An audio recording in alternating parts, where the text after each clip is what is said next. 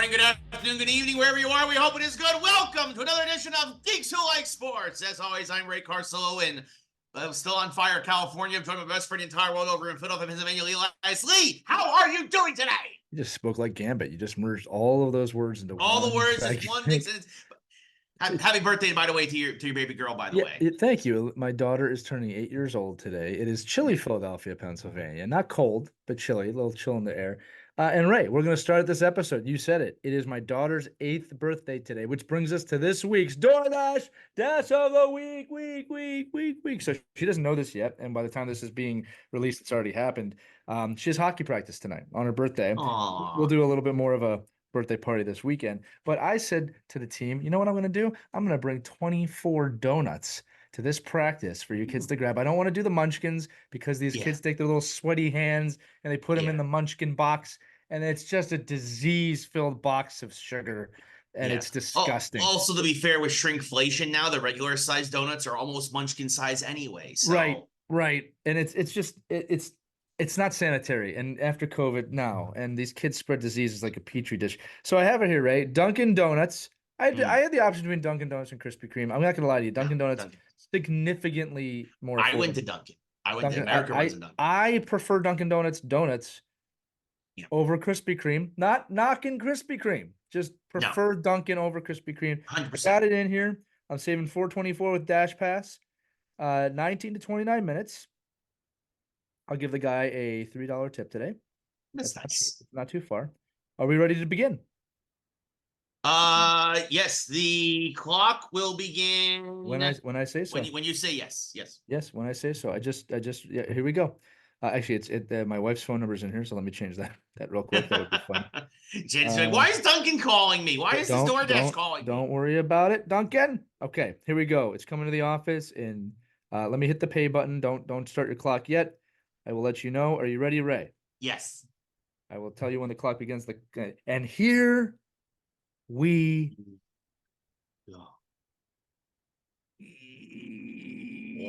go. Okay. All right. Clock is started. Right. The clock has started. Yes, and it says that it is going to be here at my office between 3:37, 3:47. Again, DoorDash, very acceptable times, by the way. And then I'll go out later. I'll get a little 8 candle to put in one of the donuts. We'll have a little hockey birthday party. That's fantastic. Happy birthday to my little lady.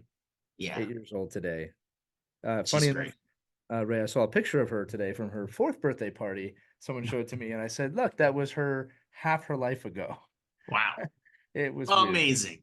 Amazing. Ago for me. Anyway, yes, that's how we're starting doing a DoorDash Dash of the week. We have a massive show for the people this week. We are going to talk a little bit about Beetlejuice 2, a little non-spoilery review because Lee hasn't seen it yet. We'll do a full breakdown next week. Yes, we got a lot of football to talk about. We got a little bit of baseball, got a little bit of basketball. We got also some of that sad news that we'll end the show on, and also some breaking news. But powerful. Like yes, it's sad, but it's a celebratory. It's a celebratory. Yeah, yes, I think that's important. So stick around for the whole show because you're not going to leave it feeling horribly depressed, as Ray alluded to a minute ago.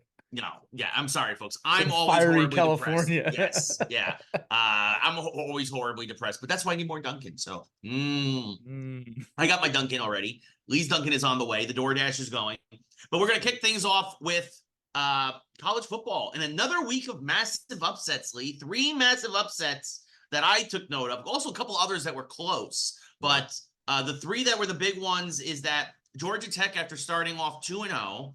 Got knocked off by unranked Syracuse. So Georgia Tech recently finally joining the top 25. Now going to be back out of the top 25 after losing to Syracuse. Iowa State beat ranked Iowa. Iowa was 21. This is the first time Iowa State usually just struggles greatly against Iowa, but Iowa State held on 20-19 in that one. And the big one, Lee. The big one. This is the one that is going to really shake up the standings. Notre Dame, number 5 Notre Dame, that paid Northern Illinois University $1.4 million. Please play us. Please come to South Bend. Please play us. And Northern Illinois knocked off Notre Dame 16-14. The number 5 Fighting Irish aren't going to be ranked number 5 very much longer as they got knocked off. That is a massive, massive punch the gut. Now, of course, again, with the new playoff rules, the expanded playoffs, no single loss team is probably eliminated. As it That's should bad. be. That's a bad As it should be. loss. That is a bad loss, as it should be, but that's a bad loss for Notre Dame. Lee, what are your thoughts? My thoughts, Ray, are players are getting paid, and I think it's shaking up college football as we know it. And I think that it's completely changed how players approach the game, how players look at the game. And I think this can go both ways. I think you could pay to have better players. I also think sometimes paying players makes you a little less competitive. I think that might be playing into this a little bit here. I could be wrong. It could just be 2 weeks and there's just been a few upsets because there's upsets.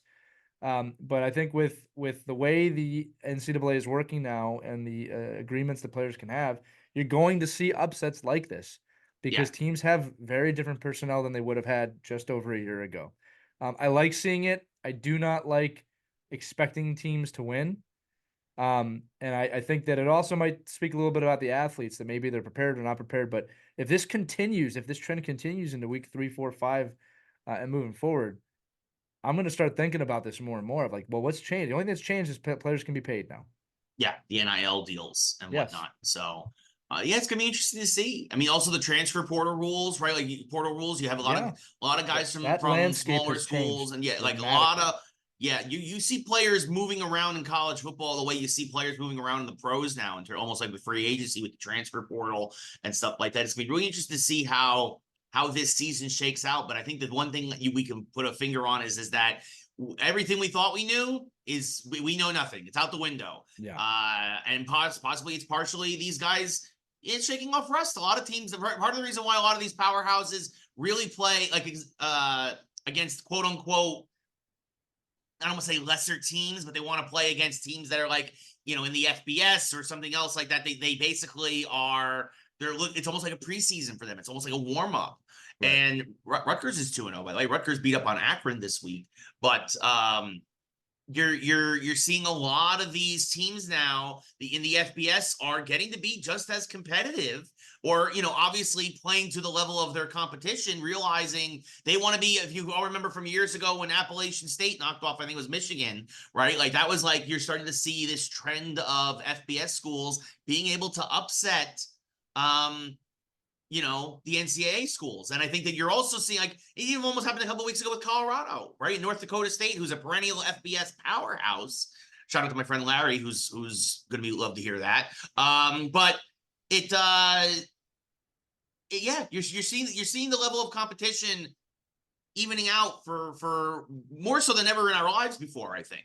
Yeah, I think it's good for college football, but I think there's going to be a lot of traditionalists that don't want the change and they just want it to be the same 15 teams every year. And I think those days are done. And I'm all for it. No offense, 100%. But like when the SEC alone, and again, we're talking about other teams outside the SEC, but when they were just winning every single year, I know everybody in the Southeast tier of the United States loved that because it was like your team always winning, even though you guys will root for each other's teams at times, which is weird. A little weird. But this is better. I think a national college landscape with you not knowing who's going to win every year is a good thing. Yeah, 100%. And I also think it's a good thing these players are getting paid. It's about time. I mean, colleges have lived off their backs way too much. Hundreds of millions of dollars. Yeah, and I mean, you maybe billions, right? And I'll tell you this too, that while I think that paying players at that age will have challenges, it's the right thing to do. They have their talent. And if anything, and if they happen to go pro, it'll actually prepare them more for when they start making the real money at the pros. Yeah, right? I mean, I've seen too many NCAA athletes with a future break a leg, literally, and that's it, and they have nothing. And it's like the acting job that they're going to school for the college education, which they should do, but acting like that's why they're going. Those days have to get behind us now. Yes, 100%, and dual reason. But but again, I'm looking forward to the idea of, a 12, undefeated UCF team that they wouldn't let in the playoff years ago. Yeah. Right. Now we'll be in the playoff no matter what. And I think that this you're going to start seeing. You get a true champion. You'll get a true champion. Yeah. 100%. Moving from college to the pros, much like a lot of these players. We're going to save the Giants rant. We're going to save it for the end. Are we saving it? You don't want to start with it? Just get it out of the way? No, because it's going to be a long one. It's coming, friends. Yeah, it's going to be a long one. By the way, I just a shout out to our buddy Matt. Want to give the quick weather report. It's only 97 here today in LA, by the way. Wanted to let him know that. Because Matt is always looking forward to the weather report. So just sounds hot. Yep. It'll cool off. It'll only be like 87 tomorrow. Finally, true fall will start to be here. But again, the pumpkin spice people cursed us. Everybody was like, pumpkin spice is here. And LA was like, fire. So anyway. Anyway, football. Where do you want to start with football? Where do you want to start? Where do we start? Aaron Rodgers made it through a game. Aaron Rodgers made it through a game, and Jordan Mason got in a lot of trouble, the running back who filled in for Christian McCaffrey. First off, the Jets, honestly, if you thought the Jets were going to beat the Niners, you are a delusional idiot. It needs to be said. You believe in magic. You believe in magic. Yep. You still think the tooth fairy is real. You still leave milk and cookies out for Santa Claus. Look, I'm sorry. The Niners are just a very good team. And even not clicking on all cylinders, I actually was very close. If it wasn't for a garbage time touchdown by the Jets, when they put in Tyrod Taylor to kind of continue to protect Aaron Rodgers, I would have been very close. I predicted 31-10 Niners. But again, the Jets got a garbage time touchdown to make it 32-19 the final. I predicted that on my stream yesterday. And the Jets offense just did not look great. Aaron Rodgers looked rusty, right? He was not in sync with anybody. And again, this is the reason why I'm always with less preseason games now, it boggles my mind that teams do not let their starters play more when it is clear they need the reps. Because overall, not just this game, but I think overall in week one, it was a sloppy week for a lot of teams. I mean, we're going to go down the list, but the Jets were another perfect example of a team that I get you're trying to protect 40-year-old Aaron Rodgers and keep him a bubble wrap so that you don't lose him for another year. But you said you lost week one because he didn't look particularly good. He didn't look particularly bad. He didn't look particularly good though either. He didn't look like the guy you traded all that draft capital. He looked like a 40-year-old quarterback. That's what he looked like. Yes, 100%. I mean, I don't know how else to sum it up. I mean, give him some time, give him a season, but they're gonna win some games and they'll be okay. I don't know where the magic for that team. You got to surround that guy with more than he has. Too many guys dropping passes. Yeah, and he's a capable enough quarterback that shouldn't be happening. So yeah. Week one for them out of the way. I mean, we can go around the league. I mean, I don't want to go through all the scores, Ray. Obviously, Sure. The Eagles. Yeah, I mean, I was gonna say interesting. Go ahead. I was gonna say, yeah. The Niners, of course, one of the three teams at the top of the NFC. They won. The Lions won. Lions in overtime. Yeah, they were game. like, okay, it was a good game, and then the Lions were like, we're just gonna run the ball 10 straight times and end this. And they bullied the Rams in that overtime period. I don't know if it's because the Rams defense was tired or the Lions just were they retired and wanted to go home, but that was an impressive display, and you kind of wonder why they didn't do it sooner. So it didn't have to go to overtime, but the Lions won. And Lee, in the worst field ever created for football, the Eagles went down to Brazil, slipping and sliding and getting picked up, but they won by 5. Jordan Love, unfortunately, got hurt in this, which I think puts the Packers season now on life support, because even though they're only going to lose him for a month, it's going to be a tough month without him. They'll be climbing up a hill. Yeah. Especially now that they're 0-1, and your Eagles flew real high in Brazil. Is that all we're going to talk about, Ray? No. I just wanted to get your thoughts on these games first before we go into the no. I meant, is that all you want to say about the Eagles? Is there anything, other notes on the Eagles that you wanted to provide to our audience as a Giants fan? Look, Saquon did what Saquon does. When Saquon is healthy. Wait a minute. That's not the message I was getting from every Giant fan across America last week. It was when he gets hurt on the first drive and he's out for the season, you guys will feel that. And the guy gets 3 touchdowns in one game. Now, again, any player can get injured, but that was a statement. And Saquon has a tendency to get hurt. I mean, to be fair, that's true. I can't deny that. You guys also, I mean, it did look like one of my other Eagle friends were like, it looks like Saquon had his bell rung there, and he sat a couple of drives at the end of the first half, which wouldn't surprise me either. But he had a great game, and look, and that's what Saquon is capable of. When Saquon, the one fully healthy year that Saquon had for the Giants, it was an MVP caliber year. Right. The problem is that for most of his Giant career, he was injury prone. Some of it was on the So, offensive line, but some of it was also just. let me equate it to that. That's where I'm going to go with this. This is not a shot at the Giants so much, but a statement. Yeah. It's only one game, but that game shows you what happens when a talented player like him is surrounded by other talent. He looks great. He looks amazing, and the talent shines through. It shows you how off their belts the Giants are right now. All right. We'll get to them in a minute, but it shows you how poor that team is. Just to talk about the Eagles, they looked rusty as hell. Got a new center. There's a lot of things that we need to work on. I shouldn't say a new center. We have a new starting center. Starting center, yeah. And I think that there was a lot of mistakes made in that game that are easily correctable in terms of just snap counts and paying attention. And you could see Jalen Hurts on the sideline talking to him the whole game. But it's a strong start for the team. Yeah. Unfortunately for Brazil, there'll never be another NFL game there. No, this is a horrible. I'll give the crowd a lot of credit. The crowd showed up. They were huge NFL fans. They were great, but you cannot be expecting your players to play on field conditions like that. I mean, there were several times during the game, Ray, on either team, a player started slipping near a tackle. And I'm like, man, if that tackle goes wrong, this guy's going to break something. Yeah. Just because he can't stand on his feet. Like the ability to take a hit, for those you don't know, the ability to take a hit is a skill. All right. It's just as important as giving a hit. Taking a hit is very being able to important. brace yourself. Yeah. Yeah. And if you are not sturdy on your feet and you're getting hit, I mean, you can really get hurt. So that was ridiculous to me. I don't even know how that game was played down there. I mean, they learned their lesson. But Eagles came through. That's exactly what they needed to do. Saquon had a big game. Jalen Hurts threw a few interceptions, which is funny after him not throwing any in the preseason. But, I mean, again, it's a good week one game. I'm not sitting here like, oh, Super Bowl, we're the best NFC East team. I feel like we haven't really seen them play yet because of the field condition. Sure. No, I don't want to. And I think going back to it, I think the whole NFL felt rusty because of how the preseason works now. I think a lot of teams showed a lot of rust. Yeah. The Bills had to come back. The Dolphins had to come back. The Bears came back in one of the weirdest fashions ever. The Bears are only the third team in the last 25 years.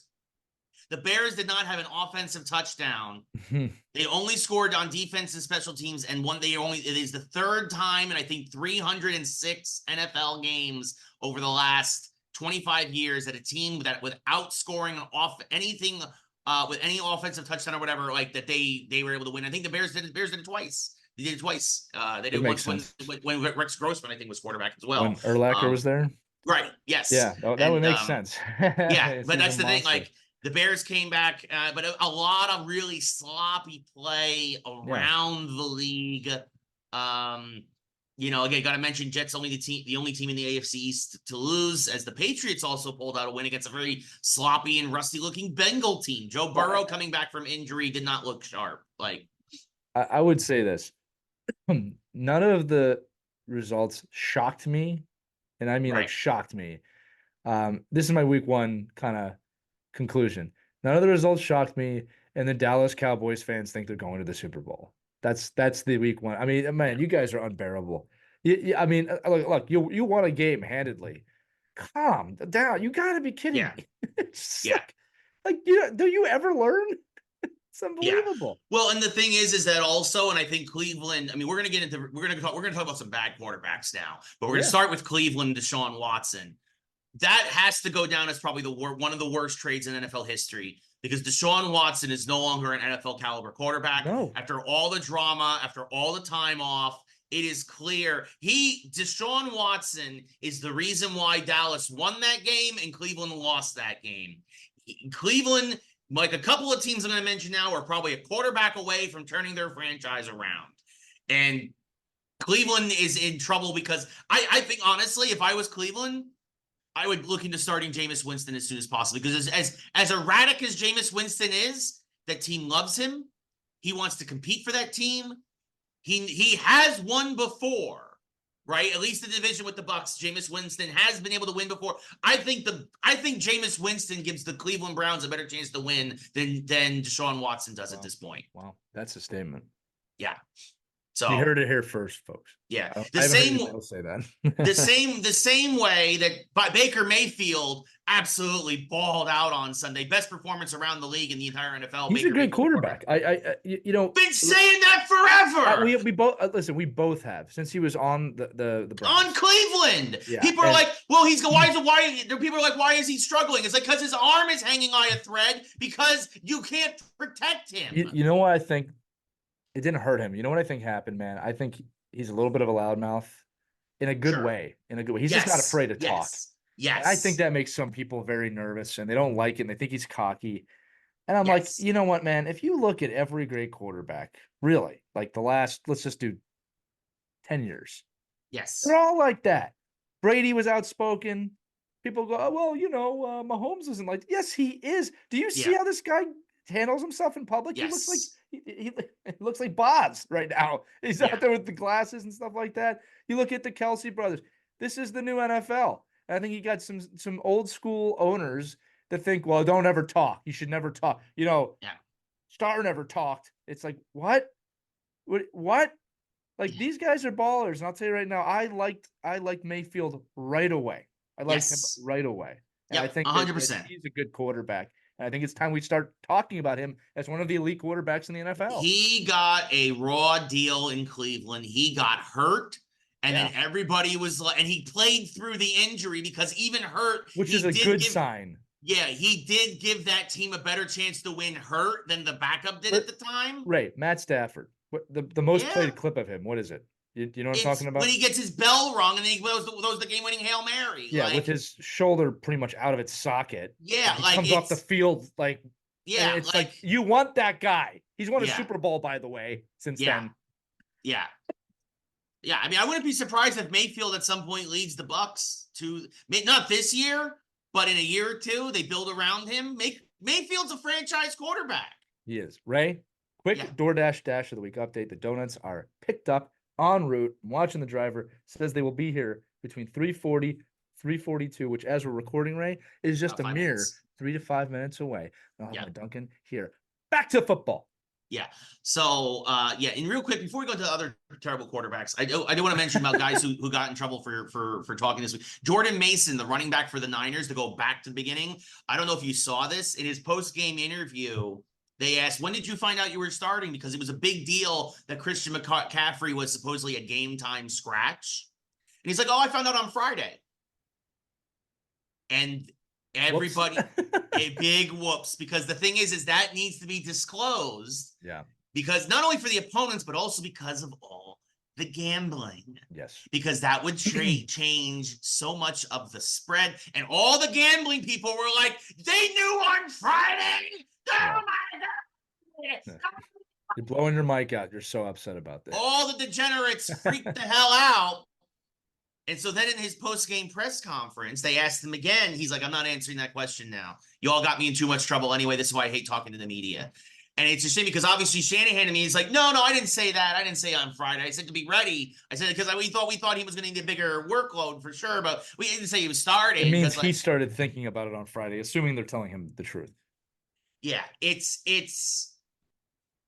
first off, it's a sin that honestly so much of the gambling and all of this to me has so much of an influence on this because it's like I get it. It is, I guess, a competitive thing where it's like, oh, well, we're preparing for Christian McCaffrey, and then Christian McCaffrey doesn't play. But the real driver of this is the gambling, the degenerates out there. Like, I got so many texts from my friends. It's like, I used my first round draft pick on Christian McCaffrey, and he's not even playing. Well, I don't care about your fantasy team, guys. I really don't. I don't care. Yeah, that's just luck of the draw, guys. You're owed nothing. You're owed nothing from these teams.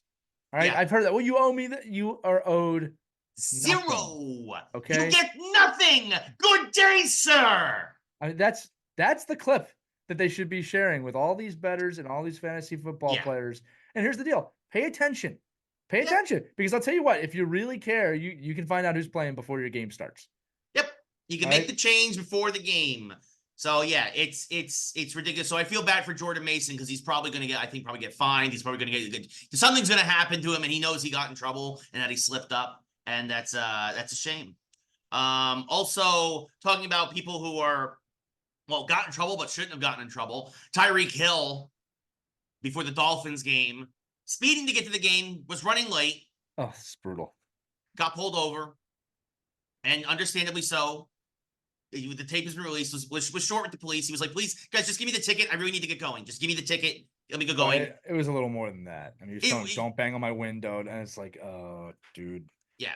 Well, I mean, but it's also like the cops then, of course, escalated things. They basically forcibly dragged him out of the car. Yeah, and made him lay in the ground. Everybody was wrong. Yeah. Everybody. Yeah. That's things just got worse and worse. The police are now on administrative leave, and it just I don't know. That's Florida. Like, I mean, it's a shame, and it's a shame that we're at this point. Like, again, it's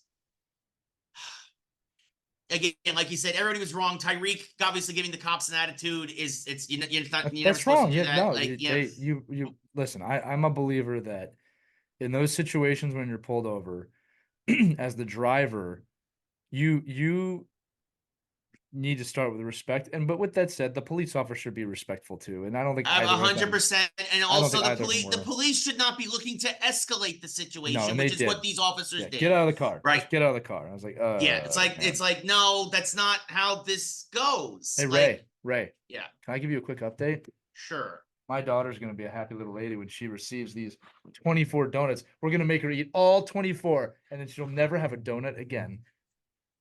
I don't think that's a good idea. That's not a good idea. Caitlin, would you please put these in the fridge? Like, Caitlin, I don't even know what's in here. I just got surprised me. Watch, they're all going to be blueberry. Oh, God. I can't. Can I look? Can we open these live on the air? By the way, 23 minutes and 41 seconds was the final time. Oh, no, they went all. Thank you, Ray. Let me see if I can get this on camera. They did a nice little assortment here. Yeah. A couple coolers in there. Good. Yeah, that's good. A couple old ones. That's good. Like, I can't wait for the kids to be like, well, I wanted sprinkles. Like, you'll get what you get, and you don't get upset.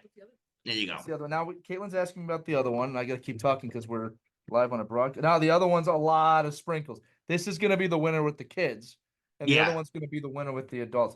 Dunkin' Donuts and DoorDash coming through on this week's DoorDash of the week. Dunkin', it's something else. It's something. No, America runs on Dunkin'. It's true. I've always liked that slogan. Yes, I think it's my wife is texting me now. I'm live on the. She doesn't know I'm live on the air. She has a real job, and I'm on the air. She saves people on the air. What do you want? No, I would never say that to her. On the air, I have the donuts. Hi, Dr. Jan. Ray says hi, live on the air. There you go. Well, if you want this, I mean, like so that's some other bad. So that's a real rough story in the league, obviously with Hill. And honestly, it is continuing to highlight a problem with law enforcement in the country. Sometimes trying to, I don't know, sometimes just going a little too far, guys. And that's, I think that's the understatement of the century. Like, just to close the loop on that, it's just unfortunate. It's like, the whole thing was unfortunate. Everyone was a jerk. Yep. And it just didn't have to happen that way. But it shows you how on edge people are. Yes. Everybody's on edge, especially me. We'll get into that in a minute. But first, I can't wait to get into that. Last terrible quarterback before the worst quarterback, to go back to the other thing we were doing. Kirk Cousins looked like crap for the Falcons. No surprise there. The Pittsburgh Steelers, the only team to not score a touchdown and win on Sunday. They had 6 field goals and won 18-10. Justin Fields now 1-0 as a Steeler. Russell Wilson was a late scratch as well. He was hurt and banged up, and Fields played pretty decent. Although they didn't find the end zone, he played pretty decent, guiding that Steelers offense. And I think they're only going to get better. And I think Justin Fields is going to have a redeeming year with a real team around him in Pittsburgh. Man, how funny that would have been if they had only given him that in Chicago. Oh wait, they gave that all to Caleb Williams, and they didn't score an offensive touchdown either on Sunday. No touchdowns, I should say, for Pittsburgh. Obviously, the Bears scored defensive touchdowns. Anyway, Kirk Cousins did not look good. Going to be curious how long leash they give him after giving him that mega deal in the offseason. Because they also drafted Michael Penix, who's sitting right there. He's ready to go. Right there, and he is going to be in this season. I think so too. I'll make that statement now. Can I set up this next quarterback? Please. So, question, Ray. Last week on the show, we did our NFL predictions, and Mhm. I'm not jabbing you here, but you picked the Giants to come in third in the Mhm. NFC East. Mhm. I'm not doing this again. This is an Mhm. honest question. I am not being an Eagles fan hating on a Giants fan. You got this 1 week chance, though. Do you wish to change that prediction? Yeah. Yeah. Yeah. Yeah. Listen. I'm giving you the biggest brother hug right now. You know my Eagles have gone through many, many years of extreme pain. And Yeah. because I love you so much, I understand. Don't ever want the Giants to win. I can say that, but I don't want you to be in this much pain. I want the Giants to be competitive, but they looked like complete Lem- dog shit when Oh, I think the game this lem- weekend. You don't even have to bleep it out. I want everyone um, to know how they look. This isn't a rant. Ray's gonna rant. It's embarrassing that this I don't usually talk like this. He sucks. He is so bad. And I do not I understand why they put everything on this guy. That's what blows my mind. I feel bad for him, right? I feel bad for Daniel Jones that he's in this position. I don't understand. That wasn't so a bit of a rant. Apologies. let's start again with the starters needed more reps in the preseason. Why the third string quarterback was starting the third game of the preseason, I have no idea. Because another guy who's coming off injury, and it happened again with Joe Burrow. Every quarterback happened with Aaron Rodgers. Every quarterback who hasn't taken a real snap in over a year, they need reps. It's the same thing that happened to Aaron Judge in the preseason. He got 30 at-bats in the spring training, and then they're like, why do you get off to a slow start in April? Pro athletes need reps to get back into game shape. That being said, Daniel Jones could have had 5,000 preseason reps, and it would not have mattered. 5,000. Wow. Folks, first off, I want to say welcome finally to the rest of the Giants fan base for joining me on the right side of history, since I've been saying this for 6 goddamn years. And now suddenly everybody's like burning his jersey in the parking lot and calling him Danny Pennies and all that stuff. No, he's Danny Dumpster Fire. He's been since the day we drafted him. And yours truly, we have the tapes, have been calling it for years. And now we're going to break down why. Because Sunday was a microcosm that fully summarizes how awful Daniel Jones is. Let us begin with a thing called the run-pass option, okay? Jalen Hurts, speaking of Lee's Eagles, runs this to perfection. Every time. Because Jalen Hurts knows how to recognize a defense. 6 years in the league, and Daniel Jones still can't recognize a defense. The reason why he threw one of the worst pick sixes I've ever seen is because Daniel Jones is predetermining this before the snap where he's going with the ball on the RPO, which you're not supposed to do. I get it. You have a second to make that decision. A second. But quarterbacks, especially because you run this in college, at this point, Daniel Jones should have been running this for almost 10 years of his life, at the very least. And he still can't recognize if the linebacker is going to crash on the receiver, which then you hand the ball off, or if the running back or the linebacker is going to crash on the running back, which means you throw the quick little slant or the screen pass to the receiver.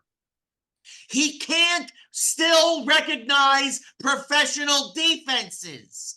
He can't do it still. And Sunday again proved that. That's point number one. Which also, by the way, Daniel Jones, since signing his mega deal, which we're going to get into how awful that was once again, Daniel Jones has thrown 2 touchdowns and 9 interceptions, including 3 pick sixes since signing that mega deal. He's thrown more touchdowns to the other team than to the Giants. That's the first thing. That's an incredible stat. It really is. Daniel Jones had no touchdowns again on Sunday. He now has 60 career NFL starts. In 20 of those starts, that's 1 out of every 3, he has not thrown a passing touchdown. That is abysmal. That is abysmal. I don't know if Tom Brady had a single start in his career where he didn't throw a touchdown pass. I don't know if Eli did. You're talking single digits, right? Daniel Jones, 20 out of 60. That's unbelievable stat. He had That's 42. unbelievable. It's That's unbelievable. He had 42 attempts on Sunday. He made one NFL caliber throw. One. Because he doesn't know what he's doing. This is another fun stat. A lot of times the offensive line used to get blamed for all the sacks. Yeah. In more recent years, we were critical of them. Yes. To be fair, like I remember talking as like we don't really know what this guy can do. It doesn't look good, but because of the O-line, it's not fair. But the Giants rebuilt the O-line in the offseason. They did. Yes, they did. Went and got John Runyon from the Packers. They went and got they got the pieces they needed to remove that objection. Yes.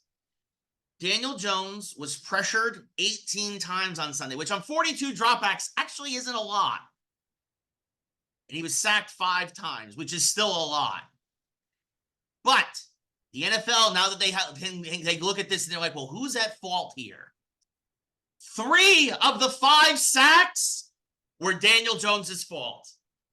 Because he literally did not know what to do and ran right into defensive linemen. He's like, hold me, man, dressed in purple. I don't know what to do. Please bring me to the ground. I'm panicking again because I'm a dumpster fire.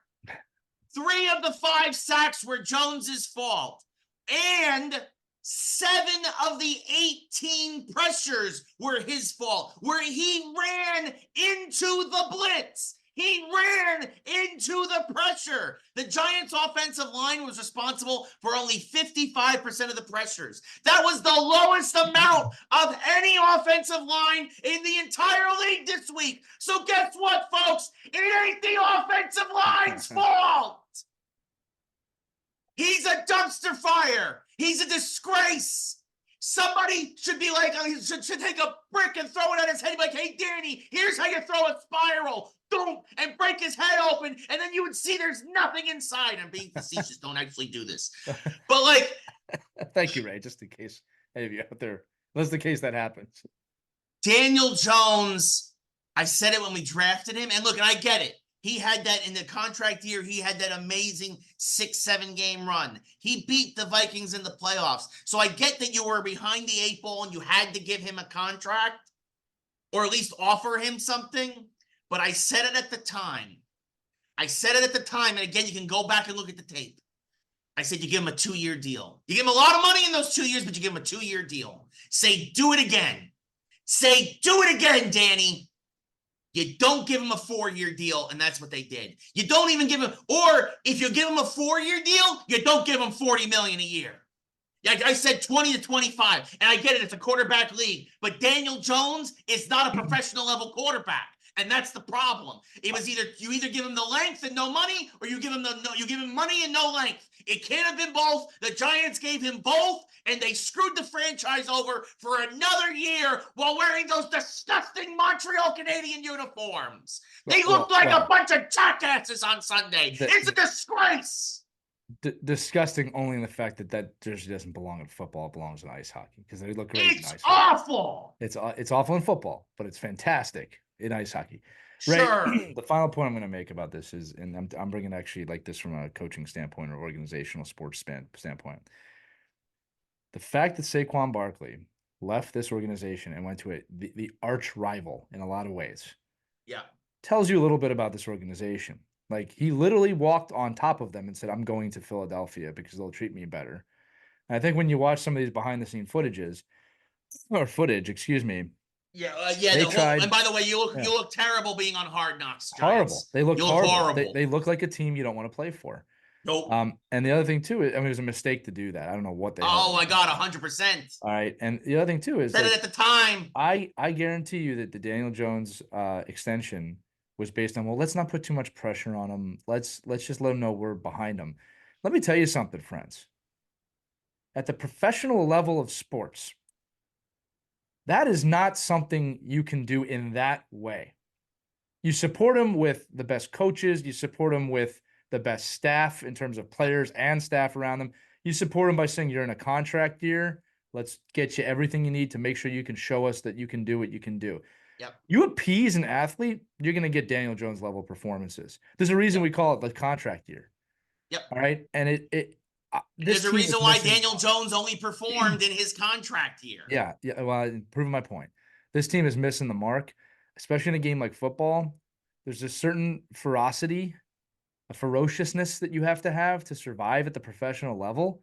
And as owners, you have to cultivate that. And you can do it in a nice way. I know that sounds kind of weird the way I'm saying it. No. But absolutely. I don't have any problem when I was coaching pro sports saying to my athletes, I like what you're doing. I'm going to support you. You need to put it where your mouth is right now, and you will be rewarded. You will be rewarded. And if, I'll tell you right now, if that guy gets injured, because it does significantly lower their value, I will take care of that guy if he wants to stay. That is always, and I have done that. But it's like that scene in Mr. Deeds, when the quarterback from the Jets comes in. He's like, well, I want more money. And he goes, well, if you pay back, can we give you less money? He's like, no. He's like, yeah, okay, we're just going to cut you then. What? Yeah. You can't cut. That's exactly how the negotiations should take place. But that's how it should. That's what the Giants should have done. Again, you have been ultra critical of Daniel Jones since the day he was drafted. Yes. And again, we talked about this last week. It was a total Carson Wentz style. They thought they figured something out. It is not working. No. And I do not understand how they have dragged the New York Football Giants, a team that I can't stand, but I also respect beyond belief, and they can't figure this out. It's despicable. I don't like Giants fans. I don't like the Giants. And I'm saying it as an Eagles fan. This is not good. No. I'm not laughing. I laugh at the Cowboys because they are kind of good and they can't figure it out. Yeah. This team just sucks. And it's I shouldn't say the team. Daniel Jones. No, it's so rarely critical of athletes. You look at Sunday, because there are positives. The rookies, Tyler Nubin, and Drew Phillips on defense. What's going to happen? He's going to have a bounce back game, right? He's going to look okay, and people are going to. Guys, you got to move on from this. No, you need to look at the draft. I'm looking at if Milroe out of Alabama comes out. Carson Beck is top of the list. Carson Beck out of Georgia, who is a senior who will be declaring for the draft. He's top of the list. Anyone is going to be better. Ewers out of Texas. If Ewers wants to declare for the draft, I want him. I go Beck, Ewers, Milroe. How many quarterbacks have been drafted out of Duke since he's been drafted? The only two quarterbacks that I know that have been drafted out of Duke is Dave Brown of the Giants 30 years ago and Daniel Jones of the Giants 6 years ago. And you know what? They both suck. The level of competition that you face at the college level matters when you go to the pros. And guess what? Duke football, I think, has played one meaningful game in my entire life. That is not a college that you go, maybe an offensive lineman or something, right? You get a big fat fatty or something out of there, sure. But, you're not getting a quarterback out of Duke. This is basic football. They are a basketball school and a tremendous basketball school. But it is not a football school. Never has been. No. I want Beck out of Georgia. College, yeah. Beck out of Georgia. Ewers at the fact that I already have my quarterback power rankings in week 2 says everything you need to know. But it also says the Giants have been looking to trade up and get rid of Daniel Jones for a couple of years. The guaranteed money runs out this year on this contract. The Giants cut Jones. They saved 78 of the last 80 million on this deal. Daniel Jones needs to be cut at the end of the season. It feels like the Giants are tanking after week 1 because that was the most pathetic performance I've ever seen. And people are like, oh, you gave up 28 points. No. Pick 6. The defense gave up 21 points, which is the league average. The defense played fine on Sunday, although they made Darnold look like freaking Joe Montana. But then again, he was throwing to Justin Jefferson, and Justin Jefferson is the best receiver in the league, arguably, at this point. The defense played fine. You want more pressure from Burns and Thibodeau? Absolutely. But them too, you can talk it up the rust. The defense played fine. They gave 21 points. They had 2 turnovers. Defense was not the issue. It was the offense. And primarily Daniel freaking Jones. Neighbors looked great. Singletary was fine. But again, this is also why you see why the 60% of the offense went through Saquon the last several years. Yep. Because it had to. Because Daniel Jones is not the guy. Daniel Jones can't pull his own weight. So Saquon had to pull his weight and Daniel Jones's weight. And that's why he always got hurt a lot. At least that's what I'm suspecting. We'll see what happens. Anyway, that's the NFL this week, guys. Let's move to baseball. Baseball! Yay! Baseball! I like baseball. Baseball's fun. My Yankees finally stopped playing games, called up number 1 prospect Jason Dominguez, because now they don't think he's going to get enough at-bats to qualify for his rookie year, because Brian Cashman, doing what he always does, like, well, if we hold him back 2 weeks, maybe we'll lose some games, but we'll get an extra draft pick the year after if he wins rookie of the year, but. Win now! Play the games now! Win now! You are the goddamn New York Yankees! I punched the table so hard. Ray, is there an earthquake going on in Los Angeles, Ray? Your whole camera set just fell down. I just want to make sure you're all right. It's me banging on the table, and I'm just really. The Yankees are a game and a half back up in the East now, but the Yankees should have been running away with this division. They should have been running away with this division. Aaron Boone sucks. Clay Holmes, before they removed him finally after blowing 11 saves. Removed him finally from the closer role. He was on pace to tie the all-time blown saves record set in the 70s. That's how bad Clay Holmes was. And now Boone's like, I guess I should make a move. I guess I should make a move. I guess I can make a move now. Give me one bubble gum. I'm right in front of my... All right. Well, look, I'll say this. I do agree with what you're saying about winning now. You do have to look at the future as a GM or an owner, but you don't put that out in the public. That team could win a World Series this year. Unlikely, but they could do it. Call up the guys that you can help you win now. I'm sorry, but as a Yankee fan, it's like, well, do you want an extra, not an extra first round draft pick in 2026, or do you want to win the World Series this year? Well, look, this is the thinking that Steinbrenner had. What you're wanting is what Steinbrenner would do. I want to win now. I want to win every year, and that's exactly right. Lee, would you if it was guaranteed the Phillies would win the World Series this year, would you give up your first round draft pick? Whatever you were going to say, I would have said yes to. Honestly, whatever you were going to say. Yeah.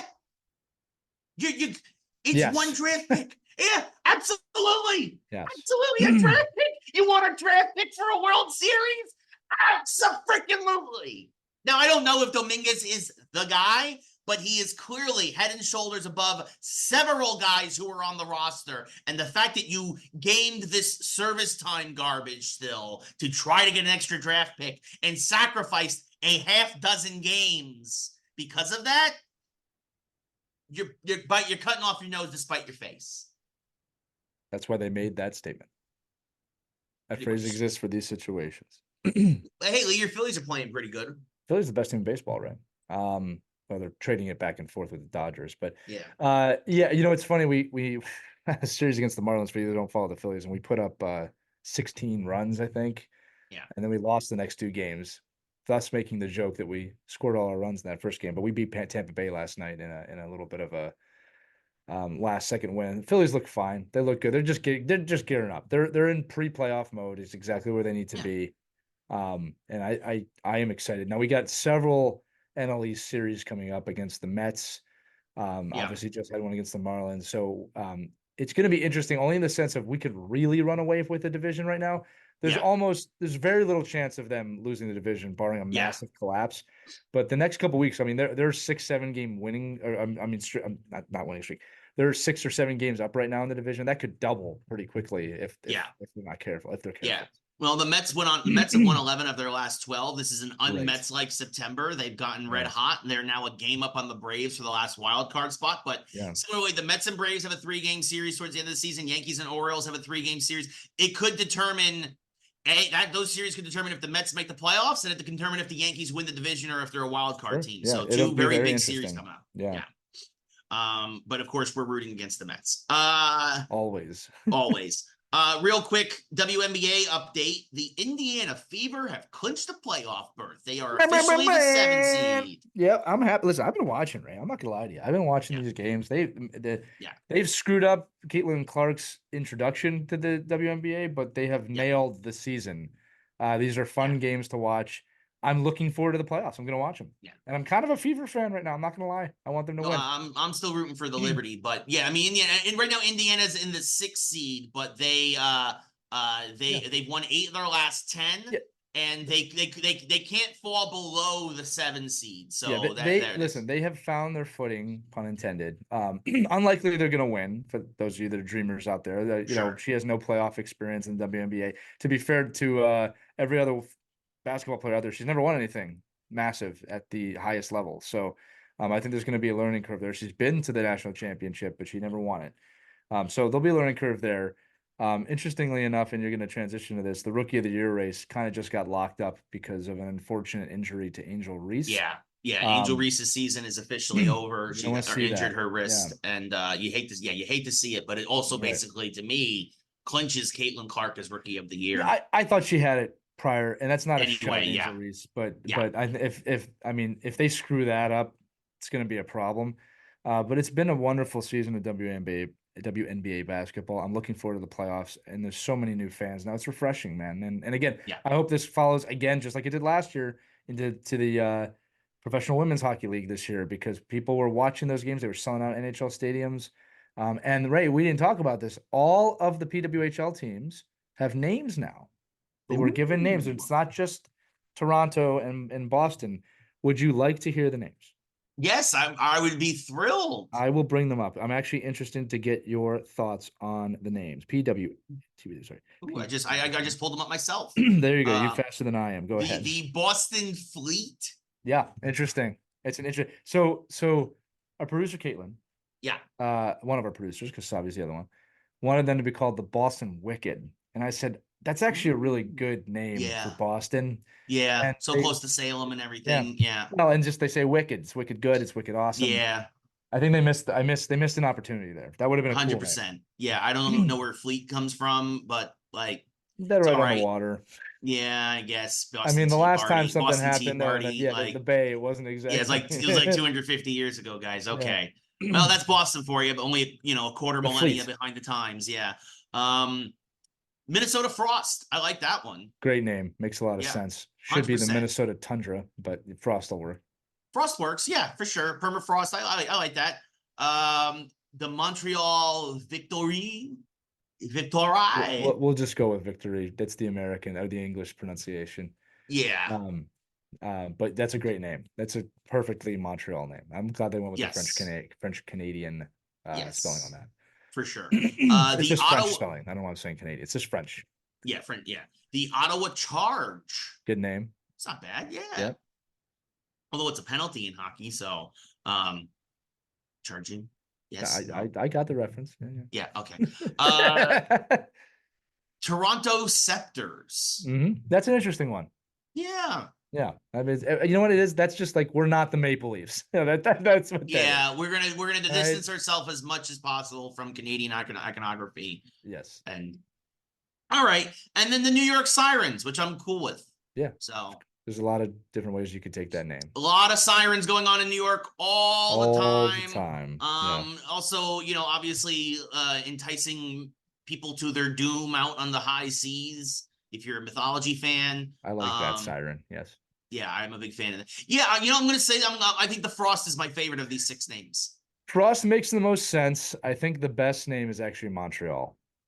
I don't like it. Montreal. I never want to give Montreal anything. I'm gonna give him something here. I like that name. Yeah. I like the name Montreal Victory, or however you say it with the French Canadian Victoire. Yeah, Victoire. Yeah, I don't know, but I like that name. So Ray and I disagree. Finally, it happened. It happens once in a while. It does. But I like the Frost a lot. And then probably Sirens next, which obviously who I'm going to root for automatically. So. Before we move to the geek section, I have one more quick sports update. Oh. Because I think this was interesting. So the governing body for breakdancing, and it's a legit governing body. You don't get the Olympics without that. Yeah. Have named Ray Gunn. Everybody remembers her from the Olympics. The number 1 breakdancer in the world. And I'll tell you what. I actually kind of respect them for this because that says more about their culture and their community. Yeah. That breakdancing is an expression Yeah. than anything. It's a statement. She's clearly not the number one breakdancer in the world. Sure. Okay. But for better and for better for worse, Right. But it's a she shined statement. a light. She shined a light on the sport Right. that few others had up until that point. They're nodding to her. I compliment them for making that decision. Yeah. But I wanted to bring that up because she's probably, dude, she must have felt like she let the whole breaking community down. And I think Yeah. that's the breaking community lifting her back up. And that's special. Yeah, and it also helps because it'll probably help keep her out of jail. So, because she's being investigated for for that. So them acknowledging her as a legitimate breakdancer will help her argument. Can you imagine that? Why are you in? I breakdanced in the Olympics. I said I was a breakdancer, and then nobody believed me. Nobody believed me, or everybody believed me, and then they realized I was lying. I was an international meme for 2 weeks. Yeah, unbelievable. Yeah. You know what else is a little unbelievable? That we got a sequel to Beetlejuice after almost 35 years. Yeah, and you saw it. So for everybody listening, this is not a spoiler alert. This is a spoiler-free commentary from Ray. Next week we will have a spoiler alert, but most of you will have seen it by then. But Beetlejuice is out. Michael Keaton back in full swing, getting his flowers, by the way, from the entire global community, as he's deserved. My favorite thing about Michael Keaton, and there's a lot to like about him, Ray, is that he left acting for 20 years to take care of his kids. And I think that the fact he did that and came back and he's just doing all his characters again, pretty cool. And he's in his 70s. It's pretty cool. I didn't realize he was that old, but I mean, it makes sense. And I mean, it's great to see. And it's. Yeah, I don't think people realize he was out of the spotlight for about 20 years. And he just kind of reemerged one day. It was just he did like little things here or there, but like, I mean, in credit where Beetlejuice 2. Say the name. Say the correct Beetlejuice. Thank 110 million yeah. on its opening weekend. Thus proving Hollywood really out of ideas and that IP is the way to go if you want to make a movie, which is really freaking sad. But Beetlejuice is a property that you and I both love. So this one's okay. Yes. The geek gods have deemed this okay. Yeah. So, and I'll say this, I think the movie does a great job of paying tribute to the original while also setting kind of like Ghostbusters Afterlife, like while also paving the way forward if they wanted to continue this somehow. I like that. I figured they would do that. I figured they would do that. Yeah, and because you got to have a Beetlejuice movie. Like when they named it that, I was like, oh, there's got to be a third. There's got to be a third. Yeah. And they definitely. I mean, not to give anything away, they're definitely the door to the afterlife is open to once again do a third film. I think I'll say this. I enjoyed it.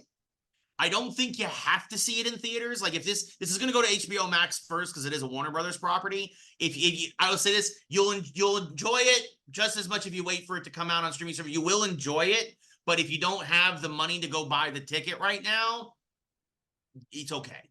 You can watch this on the small screen. Ray, you bring up an interesting discussion here about like why do we even go to the movies? I think like the big blockbuster Marvel releases, they used to be reason to go. Star Wars, reason to go.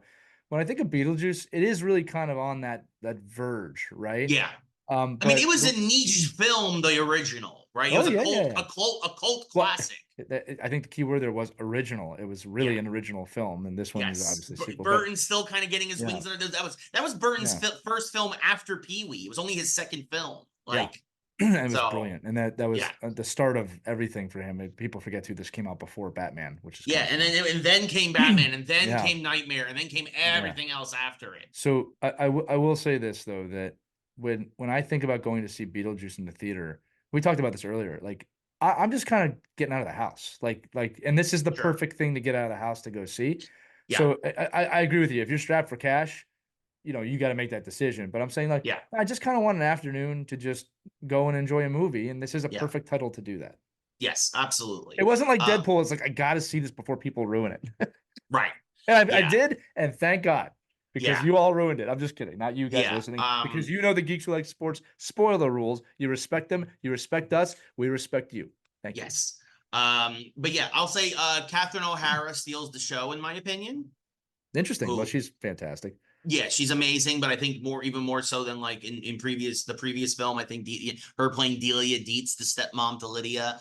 I think she has a bigger role in this, and I think she actually has one of the most enjoyable arcs of the movie, honestly, like I from can't wait to beginning watch to that. end. Like, yeah, Because like I she think was great Catherine in the O'Hara original. killed. She doesn't get enough credit for the original. I mean, she No, she doesn't was. get enough credit in general, Yeah, that's a good right? point. Like It's a she's great point. phenomenal. Catherine O'Hara, you look at her filmography, she Yeah. is hysterical. She has always been hysterical and phenomenal and Well, most of you will know her for saying Kevin as the mom in Home obviously Alone. Home Yeah, Alone but to she was in Schitt's Creek, which is the waiting name of for the show. Schitt's Creek, waiting for Yeah, Guffman, like all of the Christopher Guest films. Like yeah. she's had a long and storied career, and this is just another one, another feather in her A cap. Mighty Wind was also very Like, good. so they're part of the Christopher Yeah. Guest Yes. series of films, right? Like, yeah, no, Best in Show. Like, I mean, yeah, she was in Best in Show, I think, She right? was. Yeah, She was. yeah. Yeah.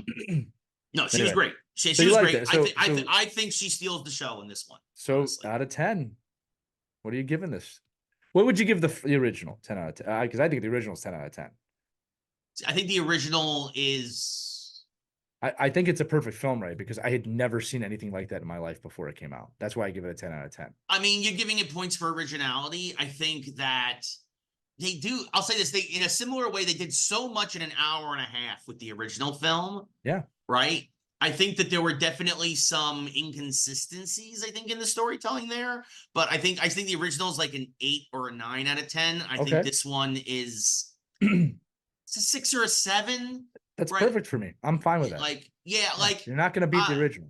No, and I think the it's both an interesting thing. They did a good job with it, but I think they try to do too much because there's I'm going to say there's 3 stories going on at once, and they kind of then intertwine and interweave and then come apart and then come back together, and everything kind of resolves itself at the end. But Beetlejuice has kind of his own motivation and story going. Lydia has her own story and motivation going. And then Jenna Ortega, who plays the daughter of Lydia, Astrid, character's name is Astrid. She has her own story going. And they're kind of running parallel to each other at different points. So you kind of have to focus on this more than you would a normal comedy to kind of stick with the narrative. But it comes together really nicely. And I think it resolves itself fairly well. I'm going to allow it. Yeah. So I don't think that's spoiling anything there to say that but it's an interesting idea to have these 3 major characters have 3 very distinct stories and motivations that just happen to cross mingle.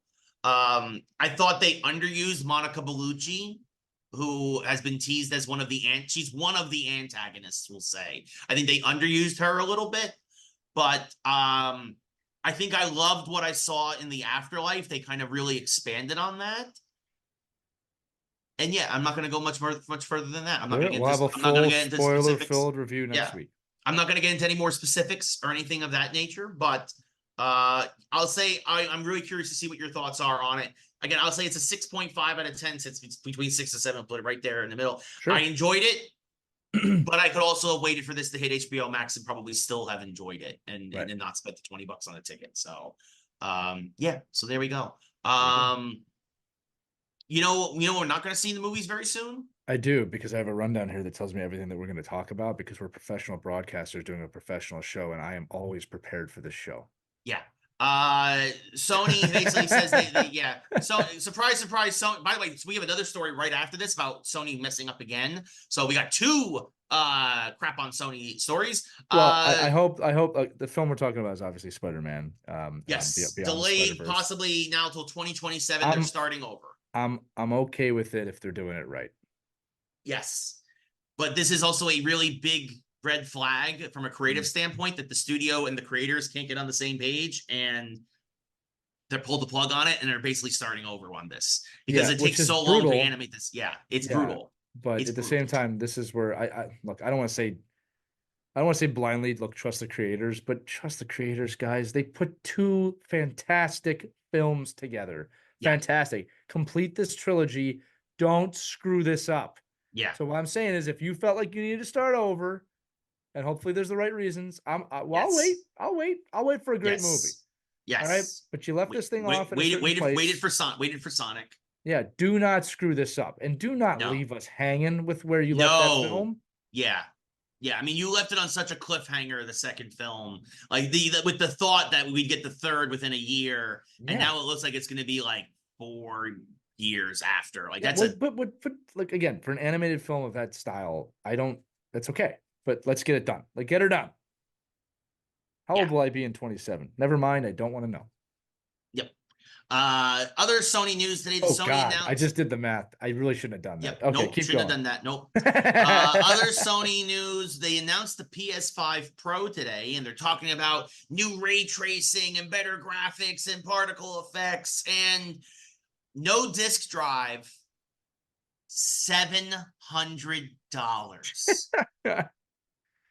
Sony, I want to also remind you folks that Sony has basically no games coming out in the next year until Wolverine finally hits. Oh, Hopefully, fingers they're crossed. banking on the Sony heads, PlayStation heads' love of that gaming network.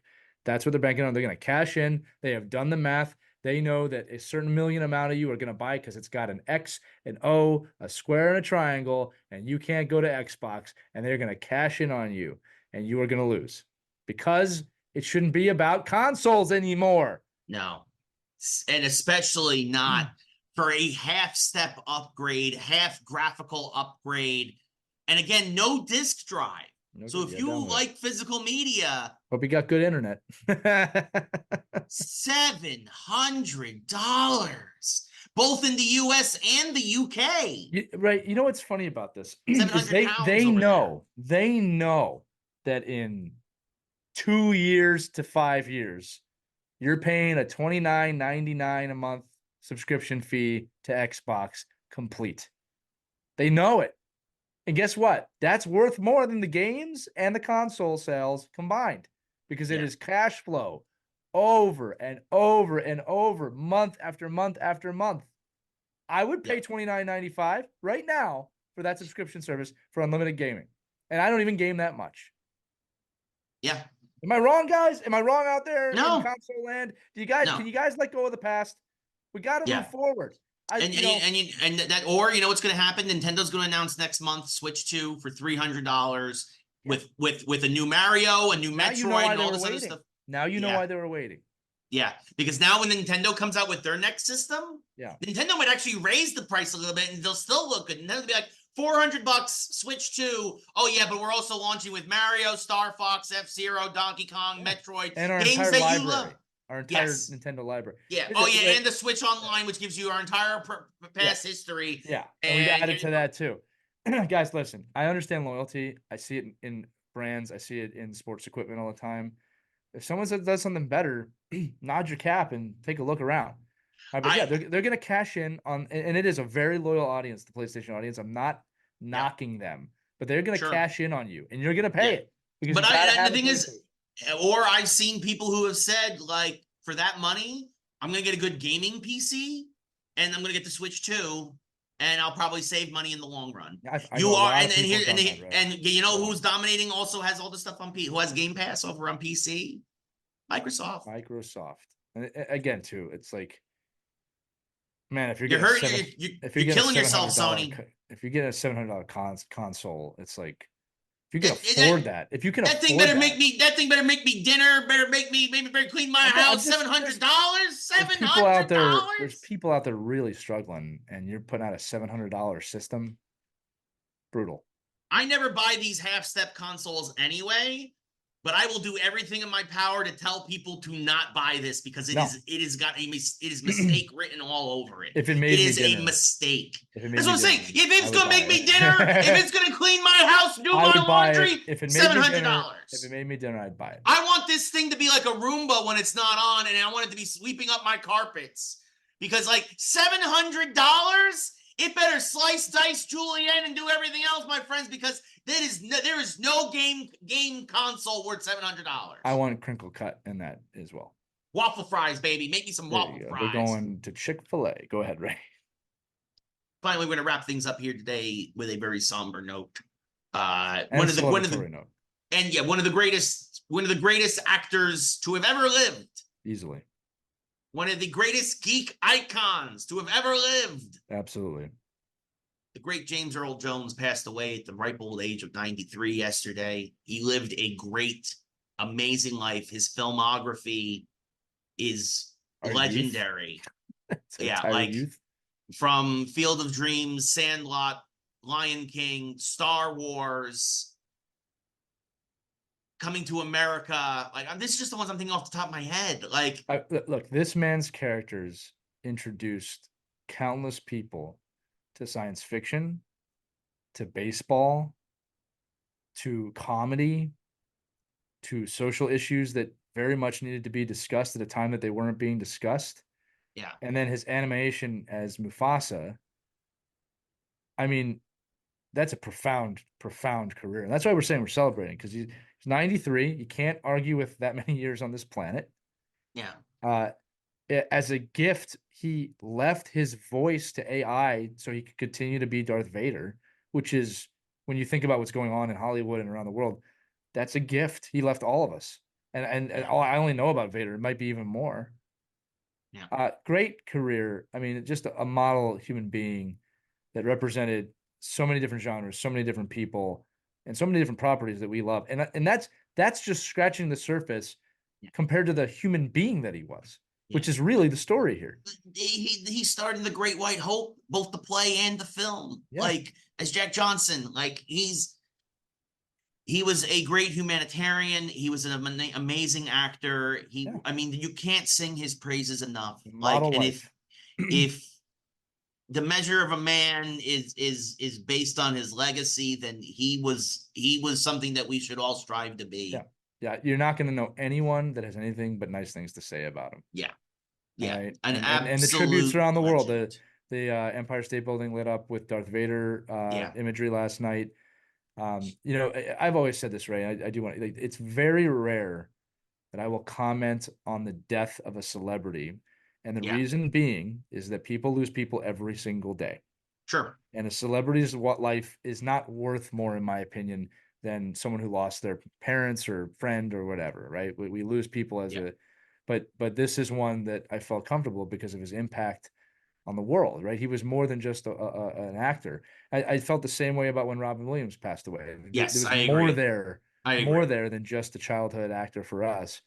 And that's why we sing his praises today. So I think the gift here, anytime you can celebrate a life with this type of ease, is a gift, and very few people get. So he deserved it, and I'm glad that he got it, and I'm glad his family got it too. And I'm glad as a society and a world we got him. Yeah. Yeah. I mean, it's well said. I mean, there's nothing else to add to it. It just good luck transitioning out of this. Yeah. So sorry. On that note, that's how you get comedy out of it. He would have appreciated that. Listen, I think there's only one way to end it. It's a quote from The Sandlot, right? Heroes get remembered, but legends never die. That is how we have to end this episode today. That is on that note to the heavens right now. On that note, for Lee, I'm Ray, and this has been the latest episode of Geeks Who Like Sports. Good night, everybody.